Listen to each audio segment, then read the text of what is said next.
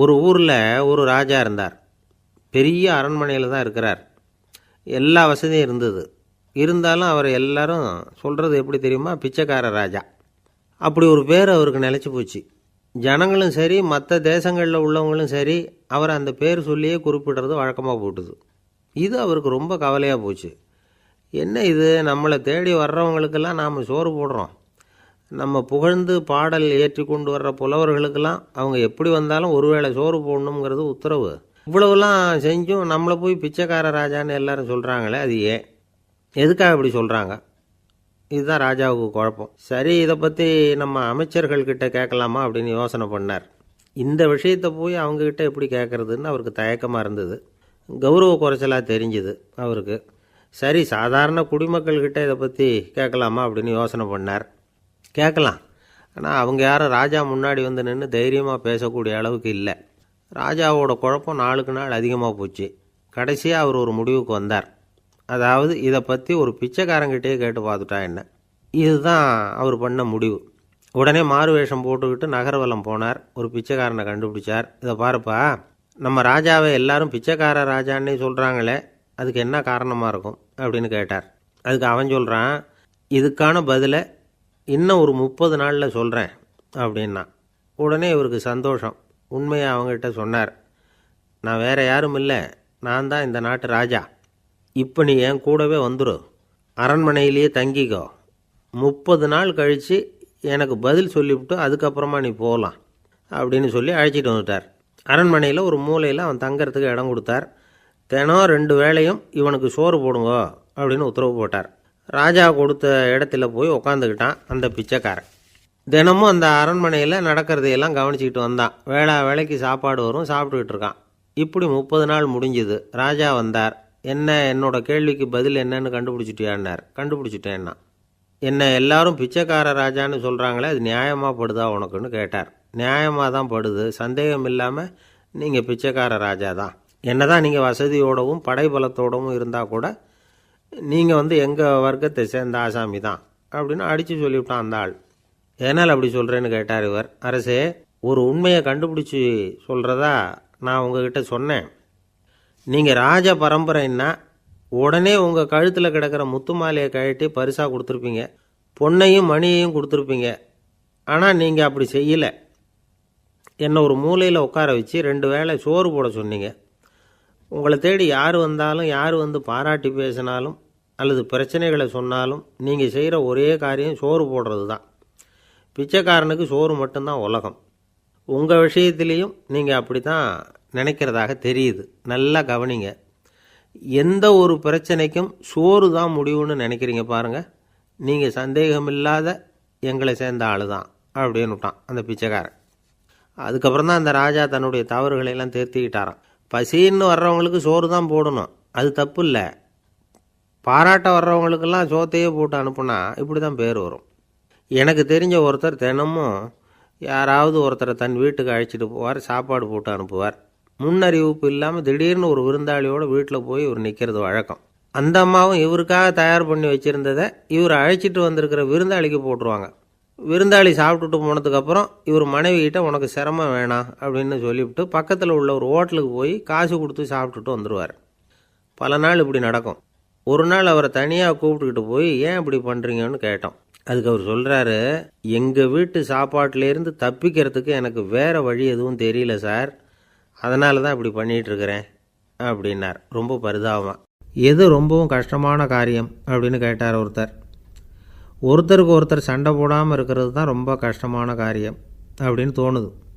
ஒரு நாட்டுக்கும் இன்னொரு நாட்டுக்கும் சண்டை, நாட்டுக்குள்ளேயே ஒரு குரூப்புக்கும் இன்னொரு குரூப்புக்கும் சண்டை. ஏன் சண்டை போட்டுக்கிறீங்கன்னு கேட்டு பாருங்கள். நாங்கள் சமாதானத்துக்காக தான் சண்டை போட்டுக்கிறோம் அப்படிம்பாங்க.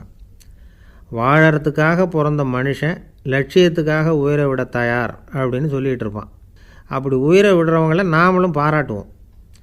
ஆனால் ஒன்றுமில்லாத விஷயங்களுக்கெல்லாம் சண்டை போடுறவங்களெல்லாம், அப்படிப்பட்டவங்களையும் சரி உயிரை விடுறவங்களையும் சரி என்னென்னு சொல்கிறது, யுத்தங்களாலேயும் சண்டைகளாலேயும் நாம் அடையிறது என்னங்கிறது ஒரு பக்கம் இருக்கட்டும், இழக்கிறது என்ன தெரியுமா? ஏராளமான உயிர்கள். ரத்தம் சிந்துறதுக்கு நான் தயார் அப்படின்னு மார்தட்டி சொல்லலாம். ஆனால் ரத்தம் சிந்தினா உயிர் காத்துக்கிட்டு இருக்க தயார் இல்லை. அதாவது உயிர் நமக்காக காத்துக்கிட்டு இருக்க தயார் இல்லை. இழக்கிற ரத்தத்தை ஈடுகட்டினா தான் உயிரை காப்பாற்ற முடியும். அதனால் இது சம்மந்தமாக ஆராய்ச்சி செய்கிற கட்டாயம் ஏற்பட்டு போச்சு. அதோட விளைவாக புதுசாக ஒன்றை கண்டுபிடிச்சிருக்கிறாங்க. அதுதான் செயற்கை இரத்த பொடி. இப்போ இந்த திடீர் சாம்பார் பொடி, திடீர் ரசப்பொடி, திடீர் காப்பி பொடி இப்படிலாம் சொல்கிறோம்ல, அது மாதிரி இது திடீர் இரத்த பொடி. இஸ்ரேல் ஒரு சின்ன நாடு, மக்கள் தொகை குறைச்சல், அதோட போர்கள் வேறு. அதனால் காயம்பட்டவங்களை காப்பாற்றியே தீர வேண்டிய கட்டாயம். காப்பாற்றணும்னா ரத்த இழப்பை தடுக்கணும். அப்படின்னா உடனடியாக புது ரத்தம் செலுத்தி ஆகணும். திடீர்னு ரத்தம் வேணும்னா எங்கே போகிறது? அதுவும் கிடைக்கிற ரத்தம் சேர்கிற குரூப்பாக இருக்கணும். ஒரு வேடிக்கை பார்த்தீங்களா, நான் வேறு குரூப்பு நீ வேறு குரூப்புன்னு இவன் சண்டை போடுறான். இதில் அடிபட்டவனுக்கு ரத்தம் கொடுக்க போனால் அதுலேயும் அது வேறு வேறு குரூப்பாக இருக்குது. அது ரத்தமும் வேறு வேறு குரூப்புன்னு சொல்லிகிட்டு இருக்குது. எந்த குரூப்பு ரத்தம் வேணும், அது உடனடியாக கிடைக்கலன்னா என்ன பண்ணுறது? இப்படிப்பட்ட கஷ்டம்லாம் நமக்கு வந்துடுது. இதுக்காக தான் விஞ்ஞானிகள் இந்த ரத்த பொடியை கண்டுபிடிச்சிருக்கிறாங்க. அதாவது ஒரு ஆள் அடிபட்டு போட்டான்னு வச்சுங்களேன், அவனுக்கு ரத்தம் கிடைக்கல. உடனே என்ன பண்ணலாம்? இந்த சுத்தப்படுத்தப்பட்ட தண்ணீரை கொஞ்சம் எடுத்துக்க வேண்டியது, அதில் இந்த ரத்த பொடியை கரைக்க வேண்டியது. இப்போ இந்த செயற்கை ரத்தம் தயாராகிட்டுது. இதை அந்த ஆள் உடம்புல ஏற்றி விட்டுற வேண்டியது. இயற்கையாக நம்ம உடம்பில் இருக்கிற ரத்தம் என்னென்ன வேலை செய்யுதோ அதே வேலையை இதுவும் செய்யும். அதாவது ஆக்சிஜனை உடம்புல எல்லா இடத்துக்கும் எடுத்துகிட்டு போகுது. அந்த வேலையை இந்த செயற்கை ரத்தமும் செஞ்சுருது.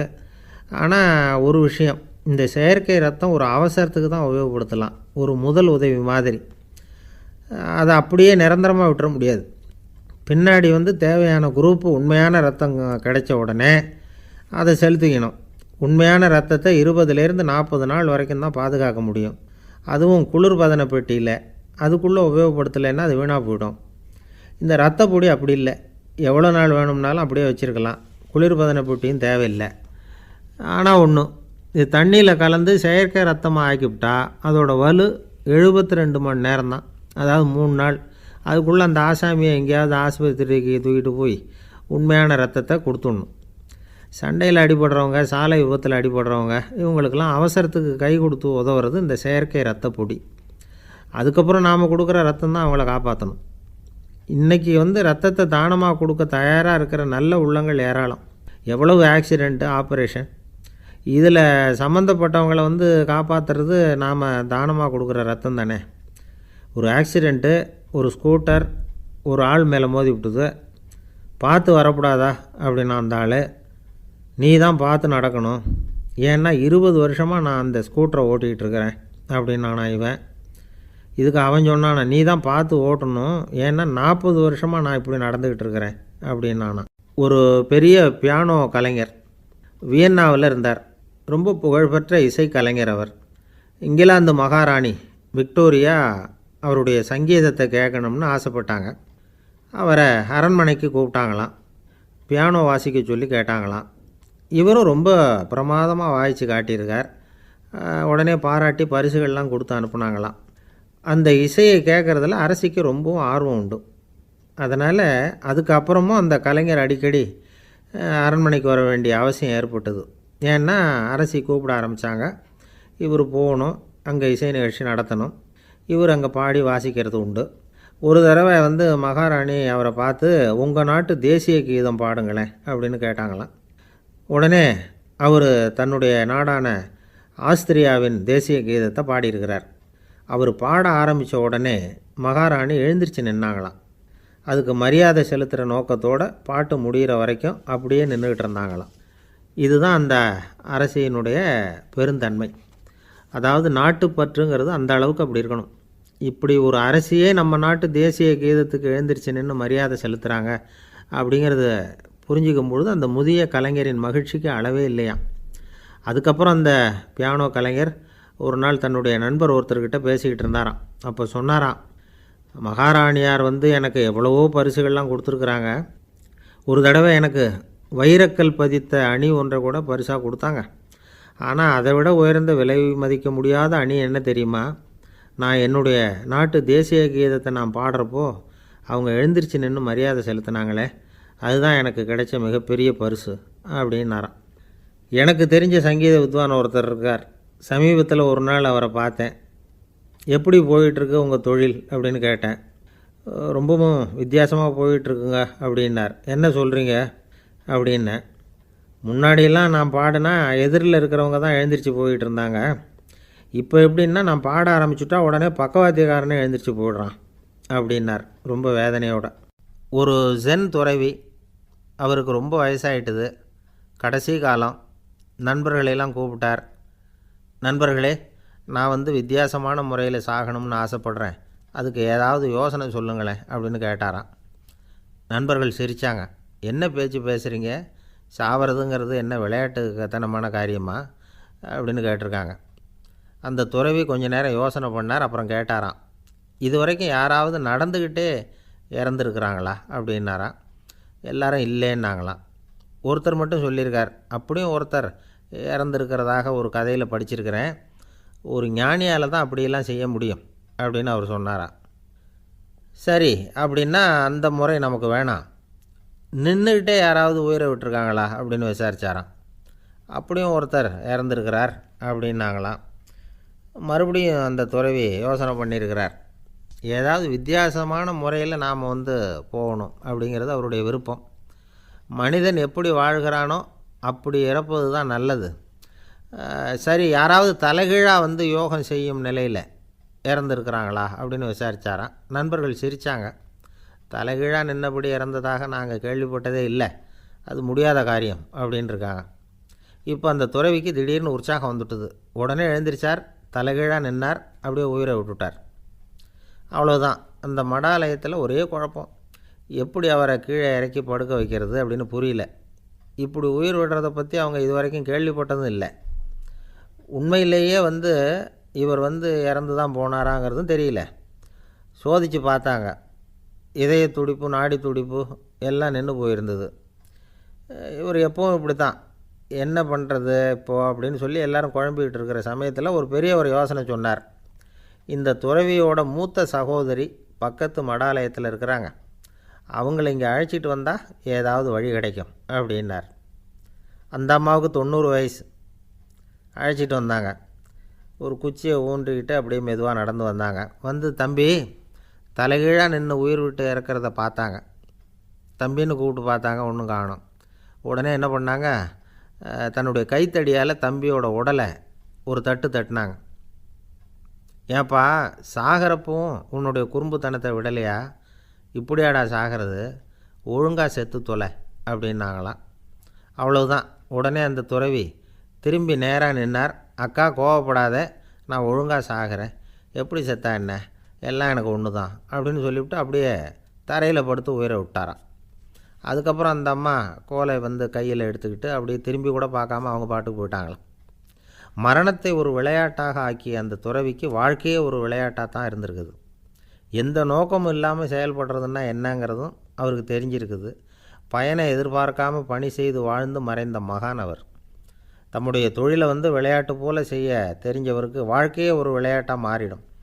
எல்லாமே விளையாட்டாகி விடுகிற போது மரணமும் விளையாட்டாகிவிடும் அப்படிங்கிறது தான் அந்த தத்துவம்.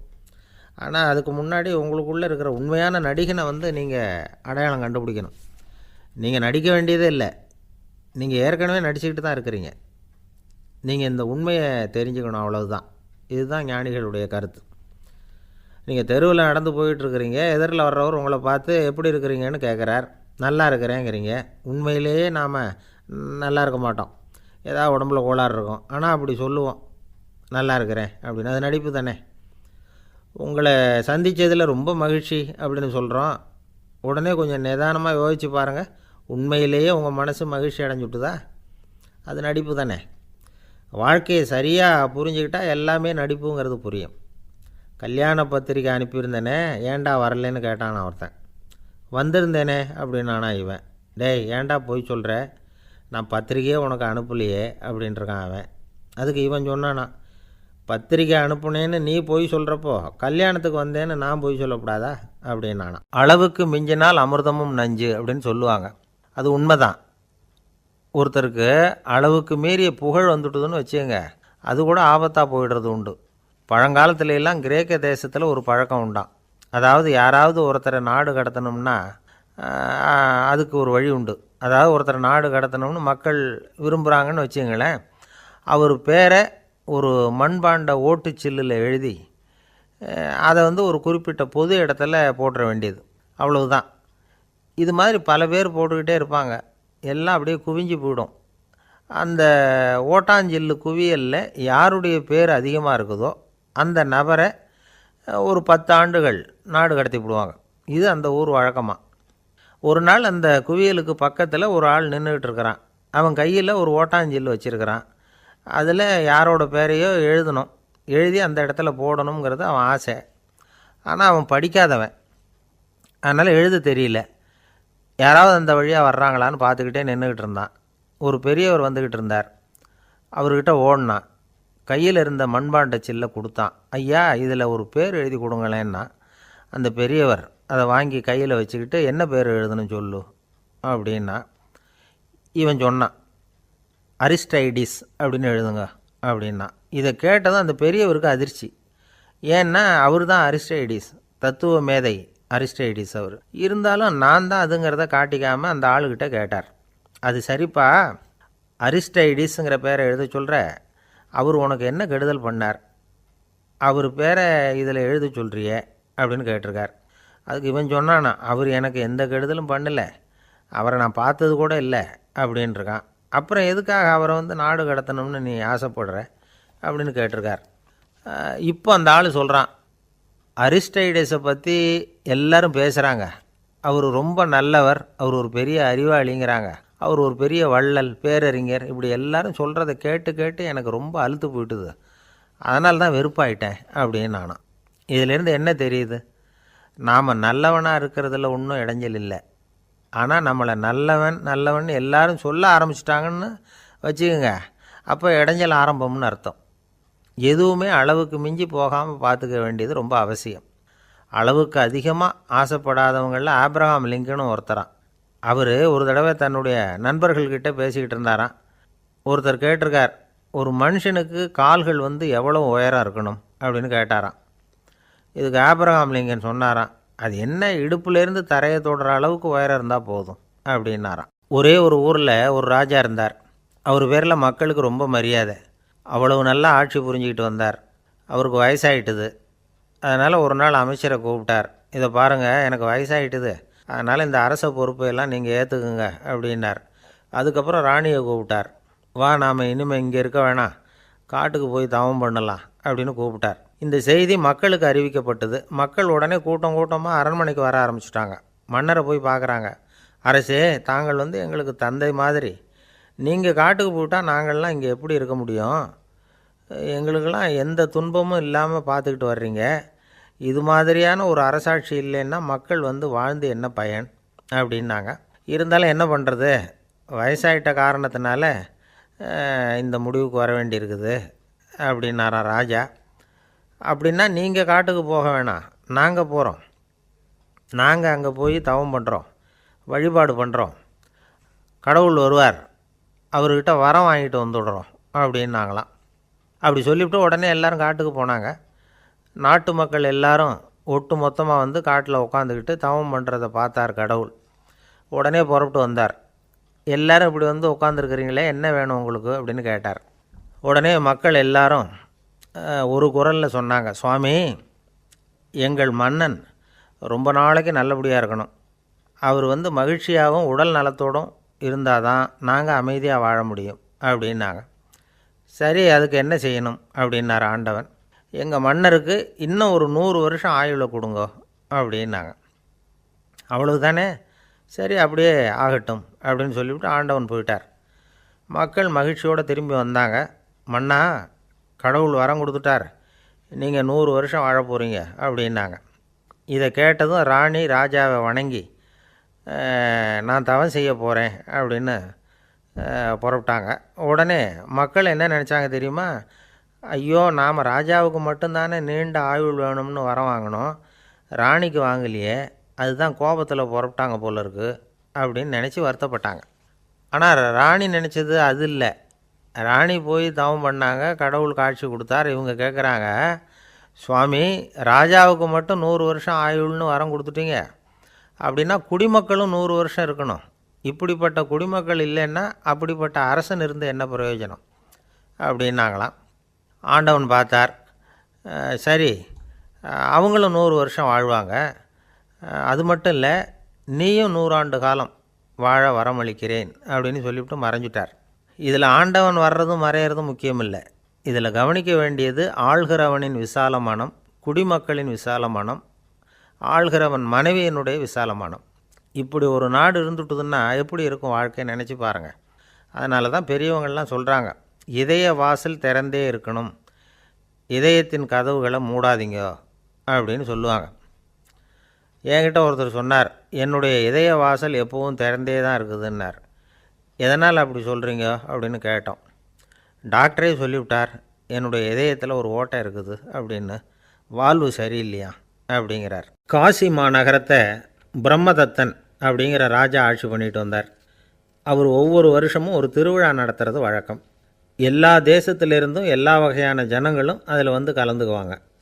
ஒரு சமயம் அது மாதிரி விழா நடந்துக்கிட்டு இருந்தது. வைகுண்டத்திலேருந்து தேவலோகத்திலேருந்து நிறைய தேவகுமாரர்கள்லாம் காசி நகருக்கு அப்போது வந்திருந்தாங்க. அதில் முக்கியமாக ஒரு 4 தேவகுமாரர்கள், அந்த 4 பேரையும் சுற்றி ஏகப்பட்ட கூட்டம்.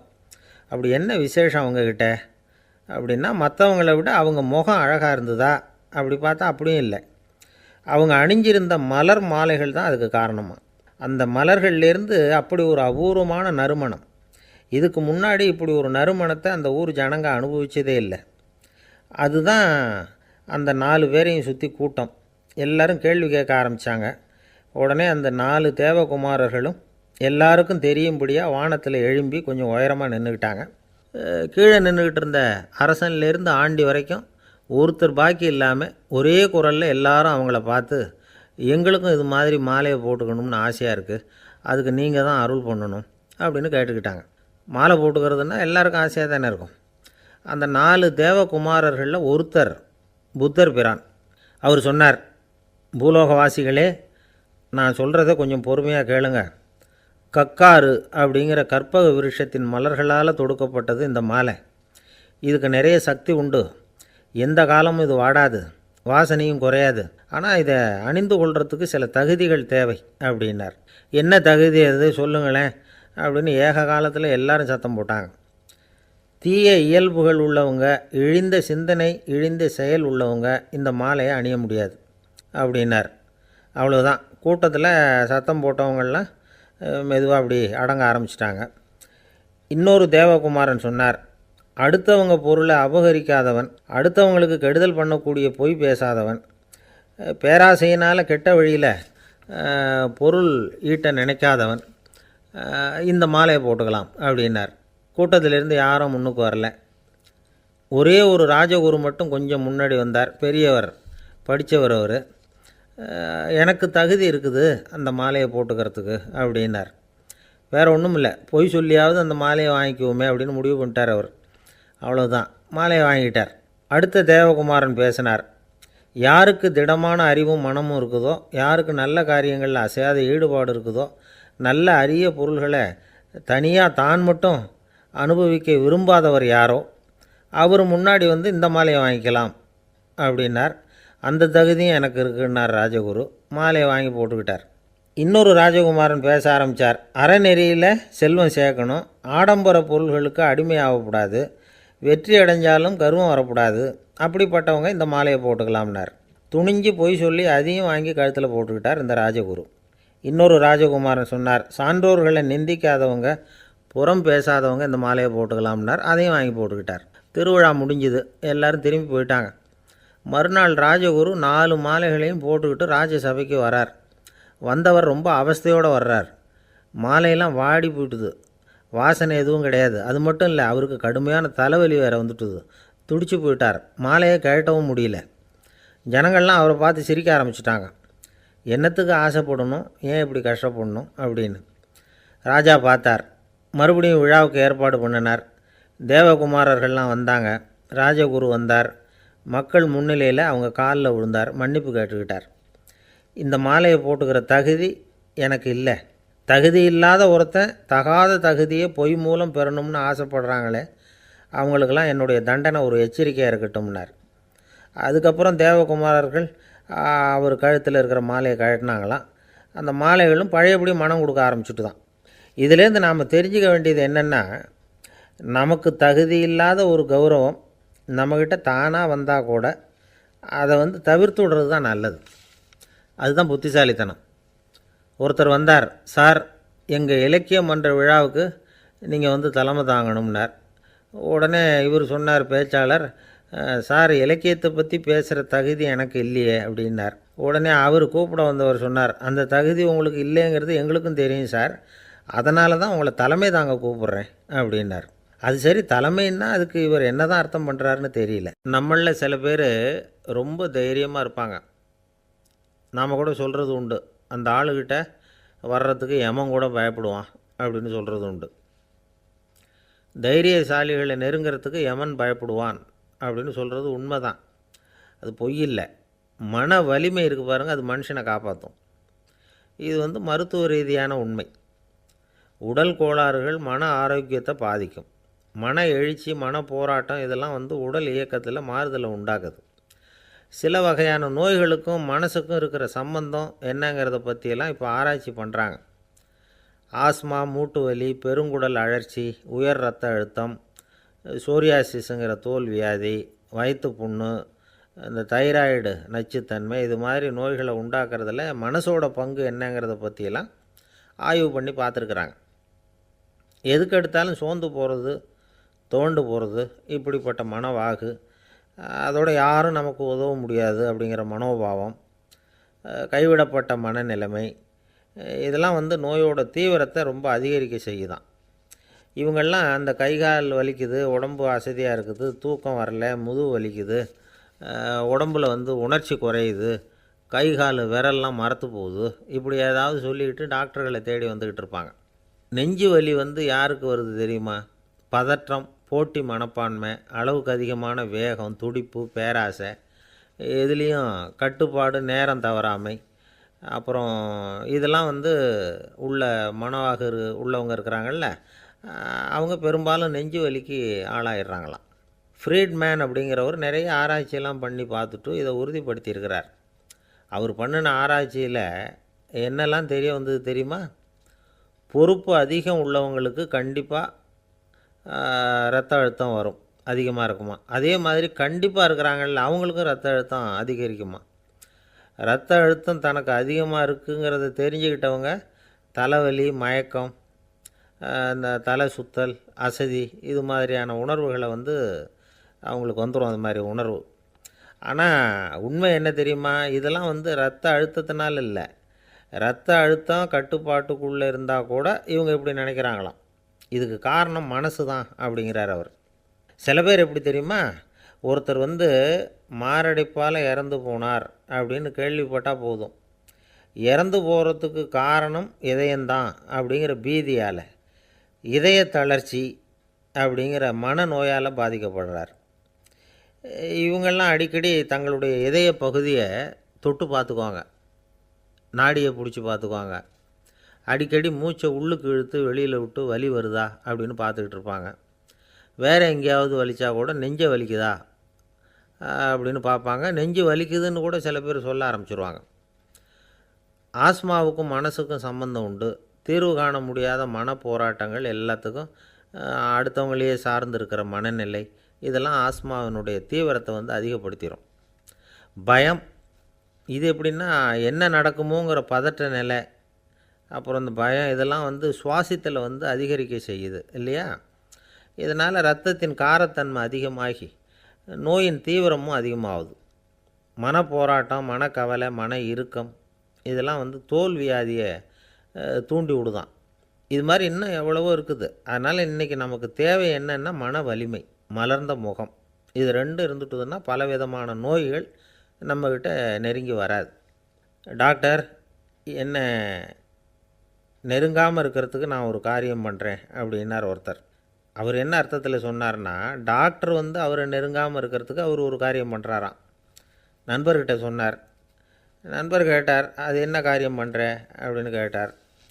தினம் ஒரு ஆப்பிள் பழம் சாப்பிட்றேன்னார் அவர். ஏன்னா ஆங்கிலத்தில் ஒரு பழமொழி சொல்லுவாங்கள்ல, an apple a day keeps doctor away அப்படிம்பாங்க. ஒரு ஆப்பிள் பழம் சாப்பிட்டா டாக்டர் விலகியே இருப்பார், டாக்டர்கிட்ட போக வேண்டிய அவசியம் இருக்காது. அப்படிங்கிறதுக்காக அந்த பழமொழி சொல்கிறது. என்ன, நான் யாருமே நெருங்காமல் இருக்கிறதுக்கு நான் ஒரு காரியம் பண்ணுறேன்னார் இன்னொருத்தர். டாக்டர் நெருங்காமல் இருக்கிறதுக்கு ஆப்பிள் பழம் சாப்பிட்றேன்னார் அவர். என்னை யாருமே நெருங்காமல் இருக்கிறதுக்கு நான் ஒரு காரியம் பண்ணுறேன்னார் இன்னொருத்தர். அது என்னன்னு கேட்டோம். தினம் ஒரு பூண்டு சாப்பிட்றேன்னார். ஏ கார்லிக் எ டே கீப்ஸ் எவ்ரிபடி அவே அப்படின்னு அதுக்கு ஒரு புது விளக்கமும் கொடுத்தார். என்னை விட யோக்கியம் இந்த உலகத்தில் வேறு யாரும் இல்லை சார் அப்படின்னார் ஒருத்தர். அவரை விட அயோக்கியன் வேறு யாரும் இருக்க முடியாதுங்கிற முடிவுக்கு கேட்டவங்க வந்துட்டாங்களாம். மனுஷனுக்கு இருக்கிற ஒரு மிகப்பெரிய குறையே தன்கிட்ட இருக்கிற குறை அவனுக்கு தெரியாமல் போகிறது தான். ஆனால் அடுத்தவங்ககிட்ட இருக்கிற குறை இவனுக்கு தெளிவாக தெரிஞ்சிடும். ஒரு ஒட்டகம் ஒரு கொக்கை பார்த்து ஒரு கேள்வி கேட்டு தான். என்ன கேள்வி தெரியுமா? உன் கழுத்து ஏன் இப்படி வளைஞ்சி போயிருக்குது அப்படின்னு கேட்டிருக்கு. இதுக்கு உடம்பே வளைச்சல். இது போய் கொக்கை கிண்டல் பண்ணுது. இன்றைக்கி மனித சுபாவமும் கிட்டத்தட்ட இப்படி தான் இருக்குது. இந்த உலகத்தில் குறையில்லாத மனிதர்கள் யாரும் கிடையாது, நாம் உள்பட. அப்படிங்கிறத முதல்ல நாம் நல்லா புரிஞ்சுக்கணும். ஒரு ஊரில் ஒரு விற்பனை நிலையம் இருந்தது. செல்ல பிராணிகளை விற்பனை செய்கிற நிலையம் அது. நாய், கிளி, பூனை இப்படி நிறைய வச்சு விற்பனை பண்ணிகிட்டு இருக்கிறாங்க. நாய்க்குட்டி விற்பனை செய்கிற பகுதியில் ஒரு சிறுவன் நின்றுக்கிட்டு இருந்தான். விற்பனை செய்கிற ஆளுக்கிட்ட விலை கேட்டுக்கிட்டு இருந்தான். அதோ இருக்குதே அந்த நாய்க்குட்டி என்ன விலை அப்படின்னு கேட்டானா. 1000 ரூபா அப்படின்னாரான். சரி, அது வேணாம், இது என்ன விலைன்றிருக்கான். 500 ரூபா அப்படின்னாரான். இந்த சின்ன பையன் கையில் வச்சுருந்தது வெறும் 50 ரூபா தான். அதனால் இதை விட குறைச்சலாக கிடைக்குமான்னு பார்த்துருக்கான். அந்த கடையில் ஒரு மூலையில் சரியாக கவனிக்கப்படாமல் ஒரு நாய்க்குட்டி படுத்து கிடந்தது. பாவமாக கத்திக்கிட்டு இருந்தது. அதை பார்த்ததுமே இவனுக்கு அது ரொம்ப பிடிச்சி போச்சு. உடனே அந்த கடைக்காரரை பார்த்து, அதுவும் அந்த மூலையில் படுத்து கிடக்குதே அந்த நாய்க்குட்டி என்ன விலை அப்படின்னு கேட்டிருக்கான். தம்பி, அது ஒரு கால் ஊனம், அதனால் அது உன்னோட குதித்து விளையாடவோ ஓடுறதோ அதால் முடியாத காரியம் அப்படின்ட்டுருக்கார் அவர். அது தெரிஞ்சு தாங்க கேட்குறேன், அதோட விலை என்ன அதை மட்டும் சொல்லுங்களேன் அப்படின்ட்டுருக்கான். தம்பி, இது கால் ஊனம் உள்ள ஒரு நாய். இதை போய் காசு கொடுத்து வாங்கிறதுக்கு யாராவது பிரியப்படுவாங்களா? இதை நான் உனக்கு இலவசமாகவே தர்றேன், எடுத்துகிட்டு போ அப்படின்னாரான். இதை கேட்டதும் அந்த சிறுவனுக்கு கோவம் வந்துட்டு தான். நீங்கள் ஒன்றும் சும்மா கொடுக்க வேணாம், இந்தாங்க 50 ரூபா, இதை வச்சுக்கிட்டு நாய்க்குட்டியை கொடுங்க அப்படின்ட்டுருக்கான். அவருக்கு ஒன்றும் புரியல, ஆச்சரியமாக இருந்தது. சரின்னு பணத்தை வாங்கிட்டு நாய்க்குட்டியை தூக்கி கொடுத்தார். அந்த சிறுவன் அந்த நாய்க்குட்டியை 2 கையாலையும் வாங்கினா, மார்போடு பிரியமாக சேர்த்து அணைச்சிக்கிட்டான். தெருவில் இறங்கி நடக்கிறான். அப்படி நடக்கும்பொழுது தான் பார்க்குறார், கடைக்காரர் ஆச்சரியமாக அவனை பார்க்குறார். அப்போ தான் அவருக்கு ஒரு விஷயம் புரியுது. அந்த சிறுவன் தெருவில் நாய்க்குட்டியை மார்போடு அணைச்சிக்கிட்டு விந்தி விந்தி நடந்து போய்கிட்டு இருக்கிறான். ஆமாம், அவனுக்கும் ஒரு கால் ஊனம். இந்த நாய்க்குட்டியை யாருமே வாங்க மாட்டாங்கன்னு நினச்சிக்கிட்டு இருந்தார். குறையுள்ள அதுக்கும் ஒரு எஜமானன் கிடச்சிட்டான். அதனால் ஊனம் ஒரு குறை இல்லை அப்படிங்கிற உண்மையை அந்த கடைக்காரர் புரிஞ்சுக்கிட்டாரான். நம்மால் ஒருத்தர் கொஞ்சம் வயசானவர், எழுந்திரிச்சு சரியாக நடக்க முடியாது, சாய்வு நாற்காலியிலேயே எப்பவும் உட்காந்துருப்பார். அவர் தனக்கு துணையாக ஒரு நாயை பக்கத்தில் வச்சுருந்தார். அதுவும் ரொம்ப வயசான ஒரு நாய், எழுந்திரிக்கவே சிரமப்படும், நடக்கவும் முடியாது. அவர் பக்கத்துலேயே இதுவும் சோர்ந்து போய் படுத்து கிடக்கும். அந்த பெரியவரை பார்க்க வந்த ஒருத்தர் கேட்டார், ஏங்க, ஒரு சின்ன பையனை உங்களுக்கு துணையாக வச்சுக்கப்படாதா? இந்த நாயை உங்களுக்கு பாதுகாப்பாக வச்சுருக்கிறீங்களே, உங்களுக்கு ஒரு ஆபத்துன்னா இது எப்படி உங்களுக்கு உதவ முடியும் அப்படின்னார். அப்போ அவர் சொன்னாராம், எனக்கு ஒரு ஆபத்துன்னா அந்த சமயத்தில் இந்த நாய் என்னை தனியாக விட்டுட்டு ஓடி போயிடாமல் இருக்கணும்ல, அதுக்காக தான் இதை நான் வச்சுருக்கிறேன் அப்படின்னாராம். ஒரு ஆள் அசையாமல் கிடக்கிறார். அவர் இருக்காரா போயிட்டாராங்கிறத எப்படி முடிவு பண்ணுறோம்? அவர் மூக்குக்கு முன்னாடி புறங்கையை வச்சு பார்க்குறோம், மூச்சு வருதா இல்லையா அப்படிங்கிறத கண்டுபிடிக்கிறதுக்காக. மூச்சுங்கிறது அவ்வளோ முக்கியமான ஒரு விஷயம். சுவாசம் இல்லைன்னா எதுவுமே இல்லை. நம்ம பூமி இருக்க அது கூட சுவாசிக்குதுங்கிறத சோவியத் விஞ்ஞானிகள் கண்டுபிடிச்சிருக்கிறாங்க. பூமிக்கு மேலே இருக்கிற மண் அடுக்கில் காற்றில் உள்ள ஆக்சிஜன் ஆக்சிகரணம் அடையுது அப்படின்னு தான் இதுவரைக்கும் எல்லோரும் நம்பிக்கிட்டு இருந்தாங்க. ஆனால் இப்போ என்ன கண்டுபிடிச்சிருக்கிறாங்கன்னா, அந்த ஆக்சிஜன் பூமிக்குள்ளே 1 கிலோமீட்டர் ஆழம் வரைக்கும் ஊடுருவி போகுதான். பூமிக்குள்ளே 2 பக்கமும் பல கிலோமீட்டர் வரைக்கும் பரவுதான். பூமிக்குள்ளே இருக்கிற நீர்நிலை அடுக்குகள் தான் நுரையீரல் செய்கிற வேலையை செய்யுதான். நம்ம உடம்புல நுரையீரல் இல்லைன்னா ஒன்றும் நடக்காது. ஒரு மரத்தை தலைகீழாக தொங்க போட்டால் எப்படி இருக்கும்? அப்படி யோசிச்சு பாருங்கள். அப்படி தான் இதுவும், நுரையீரலும் அப்படி தான் இருக்கும். வலது பக்கம் ஒன்று, இடது பக்கம் ஒன்று. வலது பக்கம் நுரையீரல் கொஞ்சம் பெருசாக இருக்கும், நுட்பமான நரம்பு குழாய்கள் அதில் இருக்கும். கோடிக்கணக்கான நுண்ணிய குழாய்களை வச்சுக்கிட்டு தான் அது வேலை செய்யுது. 25 கோடி குழாய்கள் இருக்கும். அதை அப்படியே முழுசாக பிரித்து பரப்புனா ஒரு டென்னிஸ் கோர்ட்டில் பாதி பரப்பளவு இருக்குமா. நுரையீரல் நிறம் கருஞ்சிவப்பு தான். புகை அதிகமாக உள்ளே போச்சுன்னா அது கருப்பாகிடுது. காற்றுல உள்ள பிராணவாயுவை இது இழுத்து எடுத்துக்கிட்டு ரத்தத்தை சுத்தப்படுத்துகிற முக்கியமான வேலையை இது செய்யுது. அசுத்த காற்றை வெளியில் அனுப்பி வச்சுருது. ஒருத்தர் வேகமாக ஓடி வரார், அவருக்கு மூச்சு இறைக்கும். பயங்கரமாக எதையாவது பார்த்து விடுறார், உடனே மூர்ச்சை ஆகிடுவார். இது மாதிரி சமயங்களில் வேறு எந்த தூண்டுதலும் இல்லாமல் நுரையீரல் தானாகவே இயங்கும். இப்படி ஒரு அவசியம் ஏற்படுறப்போ இயக்கத்தை தூண்டி விடுற முக்கியமான இணைப்பு மூளைக்கு கீழே முதுகு எலும்புக்கு மேற்பகுதியில் இருக்குது. அது உடனே சுவாசத்துக்கு அவசர உதவியை கொடுக்குது. இப்போ ஒருத்தர் பேசாமல் உட்காந்துருக்கார். இந்த சமயத்தில் அவருக்கு 1 பங்கு காற்று தேவைப்படுதுன்னு வச்சுக்கோங்க. அவர் எழுந்திரிச்சு நடக்கும் பொழுது 1.5 மடங்கு தேவைப்படும். ஓடுனார்னா 3 மடங்கு தேவைப்படும். படுத்துருக்கிறப்ப 1/2 மடங்கு தான் தேவைப்படும். இதுக்கு நிமிஷத்துக்கு 16 தடவை மூச்சு விட்டாகணும். இப்படி சாதாரணமாக உள்ளே இழுக்கிற காற்று கொஞ்சம்தான் இருந்தாலும் இது மாதிரி 8 மடங்கு காற்றை உள்ளே இழுத்து வச்சுக்கிற சாமர்த்தியம் நுரையீரலுக்கு இருக்குதான். தண்ணி, நுண்கிருமிகள், ரசாயன பொருள் இப்படி எது உள்ளே போனாலும் நுரையீரல் சமாளிச்சுக்கும். 30 வருஷமாக விடாத புகை பிடிக்கிறவர் தொடர்ந்து உள்ளே அனுப்பி வைக்கிற புகையை கூட சமாளிக்குதுன்னா பார்த்துங்களேன். உள்ளே போகிற புகை நுட்பமான சுவாச முடிச்சுகளை அழிச்சுடுது. கறி புகை அது மேலே படிஞ்சு உபயோகம் இல்லாமல் பண்ணிவிடுது. ஆனாலும் தேவைக்கு அதிகமாக 8 மடங்கு கூடுதலாக சுவாச முடிச்சுகள் நம்ம உடம்புக்குள்ளே இருக்கிறதுனால சமாளிக்க முடியுது. சமாளிக்க முடியலன்னா சில சமயம் மூச்சு திணறும். அதை ஒரு எச்சரிக்கையாக எடுத்துக்கிட்டு புகை பிடிக்கிற பழக்கத்தை விட்டுடணும். அதுதான் நல்லது. ஆனால் அப்படி யார் விடுறது? இணை பிரியாத 2 நண்பர்கள் இருந்தாங்களாம். 2 பேரும் விடாமல் சிகரெட்டு குடிக்கிறவங்க. அதில் ஒருத்தன் செத்து போட்டான். இன்னொருத்தன் அதுக்கப்புறம் 2 சிகரெட்டாக குடிக்க ஆரம்பித்தானான். ஏன் இப்படி பண்ணுறேன்னு கேட்டிருக்காங்க. நான் 1 சிகரெட்டு தான் குடிக்கிறேன், செத்து போன என்னுடைய ஃப்ரெண்டு இருக்கானே செத்து போனவன், அவனுக்காக இன்னொரு சிகரெட்டு குடிக்கிறேன் அப்படின்னு நானா. இது ரொம்ப ஆபத்து, விட்டுடு அப்படின்னு சொல்லியிருக்காங்க. சரின்னு ஒத்துக்கிட்டான். ஆனால் அதுக்கப்புறமும் 1 சிகரெட் வீதமாக குடிச்சிக்கிட்டே இருந்தான். சிகரெட்டு பழக்கத்தை நீ இன்னும் விடலையான்னு கேட்டாங்களாம். அந்த பழக்கத்தை நான் எப்போ விட்டுட்டேன், இப்போ நான் குடிக்கிறது என் ஃப்ரெண்டுக்காக அப்படின்னு நானா. இவங்கெல்லாம் எப்படி திருந்துறது? ஒரு ஊரில் ஒரு ராஜா இருந்தார். அவர் அடிக்கடி காட்டுக்கு வேட்டையாட போவார். சில நண்பர்களையும் கூட அழைச்சிக்கிட்டு போவார். காட்டுக்கு போனதும் ஆளுக்கு ஒரு பக்கமாக போய் வேட்டையாடுவாங்க. சாயந்தரமாக திரும்பி வருவாங்க. மறுநாள் அரண்மனையில் உட்காந்து ஒவ்வொருத்தரும் அவங்க அனுபவங்களையெல்லாம் சொல்லிக்குவாங்க. அவங்க வீரத்துக்கு தகுந்த மாதிரி பரிசை அந்த ராஜா கொடுப்பார். இது மாதிரி ஒரு தடவை எல்லோரும் வேட்டைக்கு போயிட்டு திரும்பி வந்ததும் உட்காந்து பேச ஆரம்பிச்சிருக்கிறாங்க. ஒருத்தன் சொன்னான், தன்னுடைய வீர தீர செயலை பற்றி அளக்க ஆரம்பிச்சிட்டான். ஏன்னா அதுக்கு பரிசு கிடைக்க போகுதில்ல, அதனால். அவன் என்ன சொன்னான் தெரியுமா? அரசே, நேற்றுக்கு காட்டில் என்னாச்சு தெரியுமா? எனக்கு நேராக ஒரு சிங்கம் வாயை திறந்துக்கிட்டு வந்துட்டுது. நான் பயப்படவே இல்லை. உடனே ஒரு கல்லை எடுத்து குறி பார்த்து வீசினேன். சிங்கத்து வாய்க்குள்ளே போய் அந்த கல் மாட்டிக்கிட்டுது. அவ்வளவுதான். அந்த சிங்கம் என்னை பார்த்துட்டு பயந்துட்டு ஒரே ஓட்டமாக திரும்பி ஓடி போயிட்டுது அப்படின்னா. ஆஹா பலே அப்படின்னு எல்லோரும் கை தட்டினாங்க. 2வது ஆள் ஒருத்தன் எழுந்திரிச்சான். அவன் சொல்ல ஆரம்பித்தான், அரசே, நான் போன வழியில் 2 பெரிய மலைப்பாம்பு கிடந்தது. என்னை முழுங்கிறதுக்கு வந்தது. நான் என்ன பண்ணேன் தெரியுமா? அந்த 2 பாம்போட வாலையும் ஒன்றா சேர்த்து முடிச்சு போட்டுட்டேன். அவ்வளவுதான். அது அங்கே இழுக்க இது இங்கே இழுக்க முடிச்சு நல்லா இறுகி போட்டுது அப்படின்றான். ஆஹா அற்புதம்னு சொல்லி எல்லாரும் கை தட்டினாங்களாம். அடுத்தபடியாக 3வது ஆள் ஒருத்தன் வந்தான். அவன் சொல்ல ஆரம்பித்தான், மன்னா, நான் போன பாதையில் குறுக்க ஒரு ஆறு, அதில் இறங்கி குளித்தேன். யாரோ காலை பிடிச்சி இழுக்கிறது மாதிரி இருந்தது. திரும்பி பார்த்தா ஒரு பெரிய முதலை. நான் உடனே அப்படியே ஒரு துள்ளல் துள்ளி அது முதுகில் போய் உக்காந்துக்கிட்டேன். அதை அப்படியே கரைக்கு நீந்த வச்சேன். கரைக்கு வந்து சேர்ந்ததும் அப்படியே ஒரே துள்ளி குதித்து கரைக்கு வந்துட்டேன் அப்படின்றான். அவன் தன்னுடைய வீரத்தை அப்படி சொல்லியிருக்கான். அடடா எப்பேற்பட்ட வீரம் அப்படின்னு எல்லாரும் கை தட்டினாங்களாம். 4வது ஆள் எழுந்திரிச்சான். மன்னா, நான் போன இடத்துல ஒரு கரடி என்னை துரத்த ஆரம்பிச்சுட்டுது. நான் ஒரு மலை உச்சிக்கு வந்துட்டேன். அதுக்கப்புறம் ஒரு அடி எடுத்து வச்சாலும் அதில் பாதாளத்தில் விழ வேண்டியது தான். அந்த நேரம் பார்த்து ஒரு பெரிய ராட்சச கழுகு அந்த பக்கமாக பறந்து வந்தது. நான் உடனே அப்படியே உயர எழும்பி அந்த கழுகோட காலை பிடிச்சிக்கிட்டேன். அப்படியே தொங்கிக்கிட்டே வந்தேன். ஒரு நல்ல இடம் வந்ததும் தொப்புன்னு கீழே குதித்து நடந்து வந்துட்டேன்னா. இதுக்கும் எல்லோரும் கை தட்டுறாங்க. கடைசியாக ஒரு ஆள் எழுந்திரிச்சான். அரசே, நான் போன வழியில் ஒரு பெரிய யானை குறுக்க வந்தது. பயங்கரமாக சத்தம் போட்டுக்கிட்டே வந்தது. நான் பயந்து ஓடலை. உடனே என்ன பண்ணேன் தெரியுமா?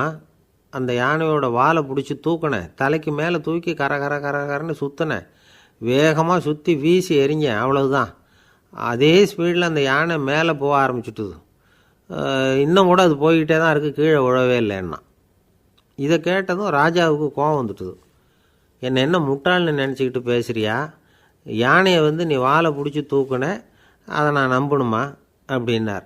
உடனே இவன் பணிவாக பதில் சொன்னான். அரசே, ஒரு சிங்கத்து வாயில் கல் மாட்டிக்கிட்டதை நம்புறீங்க, மலைப்பாம்பு வாழை பிடிச்சி முடிச்சு போட்டதை நம்புறீங்க, முதல்ல முதுகில் சவாரி பண்ணதையும் நம்புறீங்க, கழுகு காலை பிடிச்சிக்கிட்டு பறக்கிறதையும் நம்புறீங்க.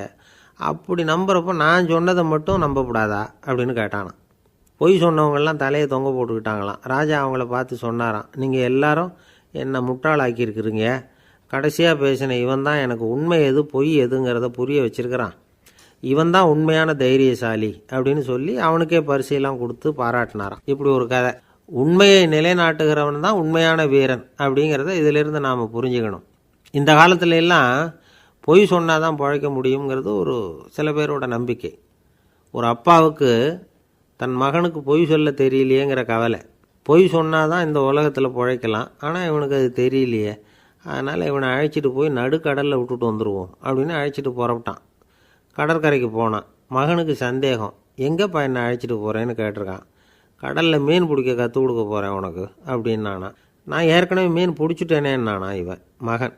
எங்கே அதுன்னு கேட்டிருக்கான் அப்பங்காரன். சுட்டு சாப்பிட்டுட்டேன்ருக்கான் புள்ள. அப்பங்காரன் பார்த்தான், சரி நம்ம புள்ள பொழைச்சிக்கோ அப்படின்னு சொல்லி திருப்பி அழைச்சிட்டு வந்துட்டானான். ஒரு தடவை நாரதர் ஒரு தெரு வழியாக போய்கிட்டு இருந்தார். வழியில் ஒருத்தர் வேத சாஸ்திரம்லாம் படிச்சுக்கிட்டு உட்காந்துருந்தார்.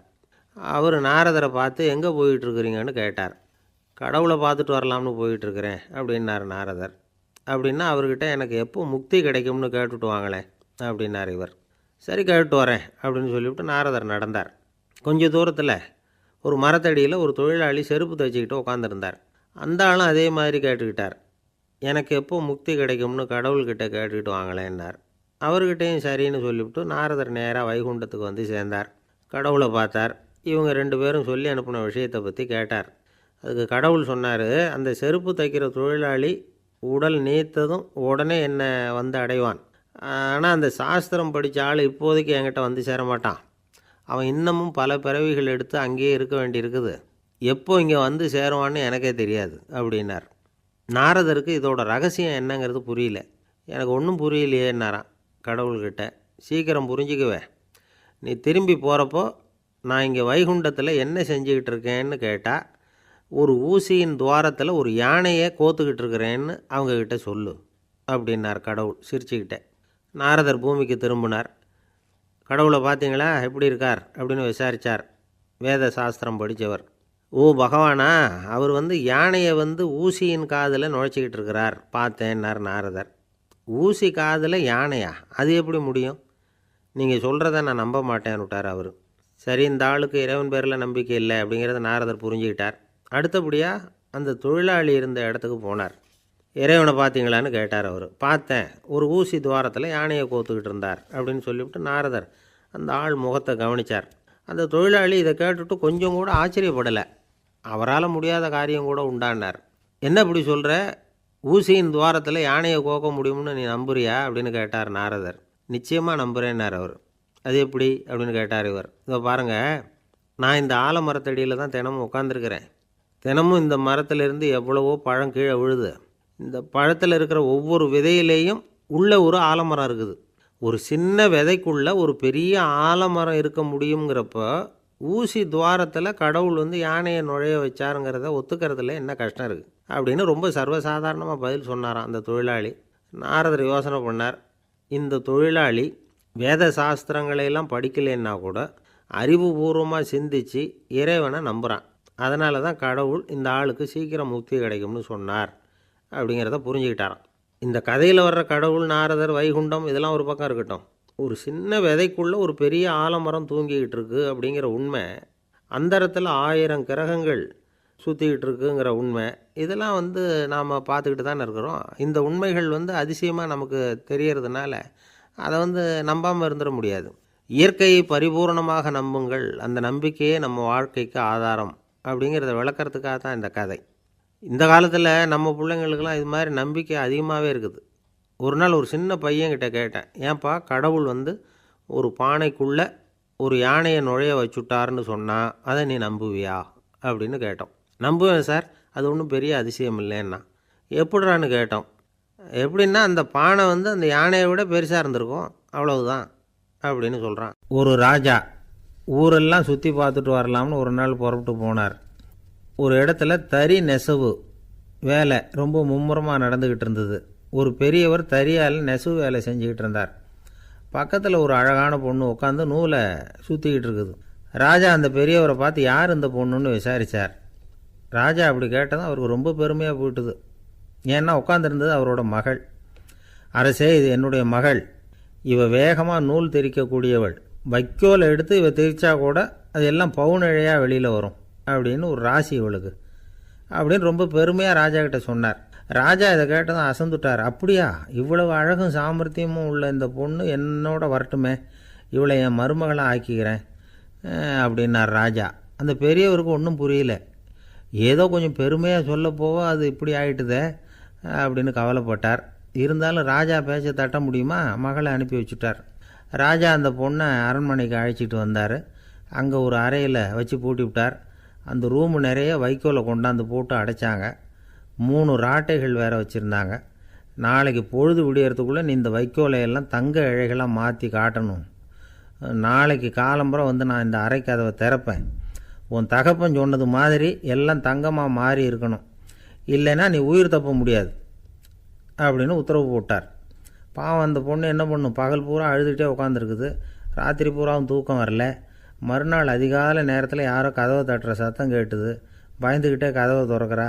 திறந்து பார்த்தா வெளியில் 3 அவலட்சணமான பெண்கள். ஒருத்திக்கு வந்து கால் அகலமாக முறை மாதிரி இருக்குது, இன்னொருத்திக்கு கட்டை விரல் கரண்டி மாதிரி பெருசாக இருக்குது, 3வது பொண்ணுக்கு உதடு தடித்து ரப்பர் மாதிரி தொங்கிக்கிட்டு இருக்கு. யார் நீங்கள், உங்களுக்கு என்ன வேணும் அப்படின்னு கேட்குது இந்த பொண்ணு. நாங்கள் உங்களுக்கு உதவி செய்கிறதுக்கு தான் வந்திருக்கிறோம் அப்படின்னு சொல்லி உள்ளே வந்தாங்க. உட்காந்தாங்க. கொஞ்ச நேரத்துக்குள்ளே உள்ளே இருந்த வைக்கோலையெல்லாம் தங்க இழைகளாக மாற்றி கொடுத்துட்டு போயிட்டாங்க. காலையில் ராஜா வந்தார், பார்த்தார். ஆகா பேஷுனார். இன்னும் கொஞ்சம் வைக்கோலை கொண்டாந்து அந்த ரூமில் போட சொன்னார். இந்த வைக்கோலையும் இன்றைக்கி தங்கமாக மாற்றிவிடு, நாளைக்கு மறுநாள் உனக்கும் இளவரசனுக்கும் கல்யாணம்னு சொல்லிவிட்டார். இன்றைக்கி ராத்திரி அந்த 3 பொண்ணுங்களும் வந்தாங்க. வைக்கோலை பொண்ணு இழைகளாக மாற்றினாங்க, புறப்பட்டாங்க. இந்த பொண்ணு அவங்க காலில் விழுந்து வணங்கினா. என் உசுரை காப்பாற்றினீங்க, உங்களுக்கு நான் என்ன கைமாறு செய்ய போகிறேன் அப்படின்னா. பயப்படாத, நீ விரும்பினா எங்களுக்கு ஒரு உதவி செய்யலாம். உன்னுடைய கல்யாணத்துக்கு நாங்கள் 3 பேரும் வரோம். நீ எங்களை வந்து வரவேற்று ராஜாக்கிட்டேயும் இளவரசர்கிட்டையும் நாங்கள் வந்து உன்னோட பெரியப்பா பொண்ணுங்கன்னு சொல்லி அறிமுகப்படுத்தி வை, நாங்கள் விருந்து சாப்பிட்டுட்டு போயிடுறோம் அப்படின்னாங்க. ரொம்பவும் சந்தோஷமாக சரின்னு ஒத்துக்கிட்டா. கல்யாண நாள் வந்தது. கல்யாணம் ரொம்ப கோலாகலமாக நடந்துக்கிட்டு இருக்கு. எல்லா தேசத்து ராஜா ராணிகளும் வந்துக்கிட்டு இருக்கிறாங்க. அந்த 3 அவலட்சணமான பொண்ணுங்களும் வந்து சேர்ந்தாங்க. யார் இவங்கன்னு கேட்டார் ராஜா.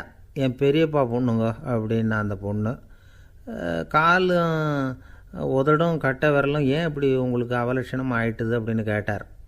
அதுக்கு அந்த பொண்ணுங்க பதில் சொன்னாங்க. என்ன செய்கிறது, ஓயாமல் வைக்கோலை நூற்று ஒருத்தியோட கட்டை விரல் அப்படி கரண்டி மாதிரி ஆயிட்டுது, நாக்கில் தொட்டு தொட்டு திரிச்சதுனால ஒருத்தியோட உதடு அப்படி ஆயிட்டுது, காலால் கட்டையை அழுத்தி அழுத்தி தறி போட்டதுனால இன்னொருத்தையோட கால் அப்படி ஆயிட்டுது. உங்கள் மருமகளாக வந்திருக்கிற இந்த பொண்ணு அந்த 3ஐயுமே செய்ய தெரிஞ்சவ தான். என்ன ஆக போதோ இன்னும் கொஞ்ச நாளில் அப்படின்னாங்க. அவ்வளவுதான். ராஜா பயந்துட்டார். அம்மா, இன்னையிலேருந்து நீ இளவரசனின் மனைவி, நீ எப்பவும் அழகாக இருக்கணும், அதனால் நீ இனிமேல் வைக்கோலை திரிக்கவே கூடாது அப்படின்னு உத்தரவு போட்டார். அவளை இக்கட்டான சூழ்நிலையிலேருந்து காப்பாற்றின அந்த 3 பொண்ணுங்களும் சந்தோஷமாக திரும்பி போயிட்டாங்களாம். சுவாமி சின்மயானந்தர் இந்த கதையை சொல்லியிருக்கிறார்.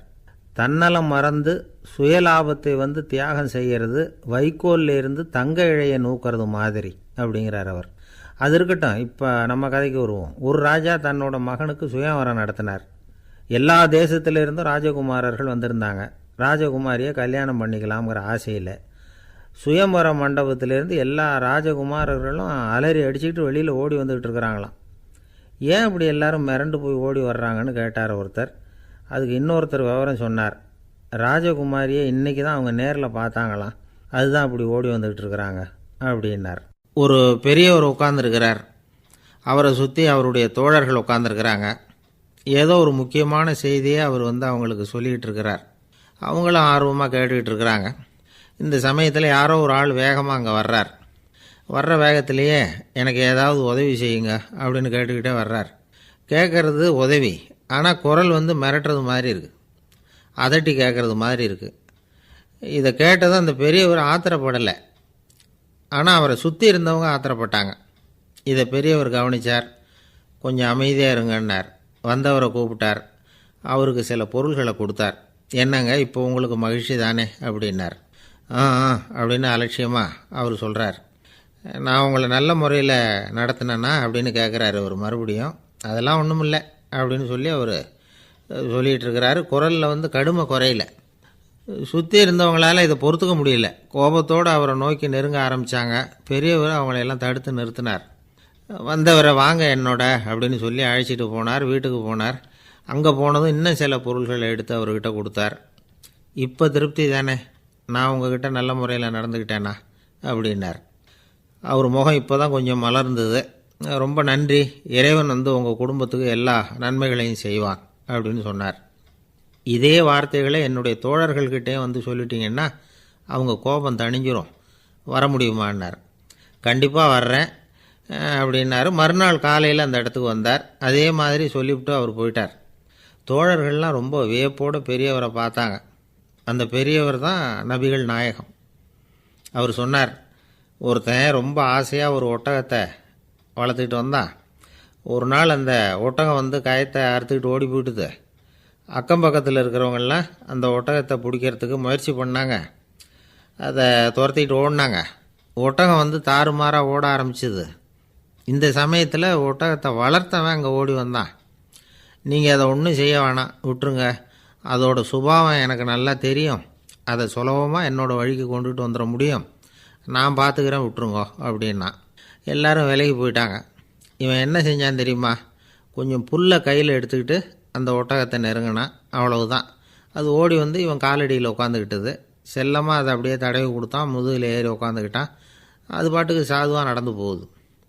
இந்த கதையை நபிகள் நாயகம் தம்முடைய தோழர்களுக்கு சொல்கிறார். ஒட்டகத்தை மட்டும் இல்லை, சில மனிதர்களையும் கூட சில விதத்தில் அணுகி தான் அவர்களை வந்து சீர்திருத்த வேண்டியிருக்குது அப்படிங்கிறத அவங்களுக்கு உணர்த்தினார். இது ஒரு அழகான உளவியல் அணுகுமுறை. சில குடும்ப தலைவர்கள் கூட இந்த ஒட்டகம் மாதிரி நடந்துக்கிறது உண்டு, அப்புறம் அடங்கி போகிறதும் உண்டு. ஒரு குடும்ப தலைவர் காலையில் எழுந்திரிச்சதுலேருந்து சத்தம் போட்டு கத்திக்கிட்டு இருப்பார். பக்கத்தில் இருந்தவங்கெல்லாம் ஓடி போய் சமாதானம் பண்ணி பார்த்தாங்க. அவர் ஓயறது மாதிரி தெரியல. கடைசியில் அவர் மனைவி வந்தாங்க. நீங்கள் எல்லாம் விலைக்கு போயிடுங்க, அவர் சுபாவம் எனக்கு தெரியும், நான் பார்த்துக்கிறேன் அப்படின்னாங்க. சரின்னு எல்லோரும் போயிட்டாங்க. சாயந்தரமாக வந்து பார்க்குறாங்க, அவர் சத்தம் இல்லாமல் ஒரு மூலையில் உட்காந்துருக்கிறார். ரொம்ப சாதுவா. ஆச்சரியமாக இருந்தது. என்னம்மா பண்ணீங்கன்னு கேட்டாங்க. அது ஒன்றும் இல்லைங்க, ஒரு வேளை சாப்பாட்டை நிறுத்தினேன், பட்னி போட்டேன், அவ்வளவுதான் அப்படின்னாங்க அந்த அம்மா. பொங்கல் திருநாள். பொங்கல் திருநாள்னால் இது ஏதோ அறுவடை திருநாள் அப்படின்னு சொல்லுவோம். அதாவது வருஷம் பூரா நாம் பாடுபட்டு அதனுடைய பலனை அனுபவிக்கிற நாள் அப்படிங்கிறது நாம் சொல்லிகிட்டு இருக்கிறது. இது முக்கியமாக இது வந்து ஒரு நன்றி அறிவிப்பு நாள் அப்படின்னு சொல்லுவாங்க.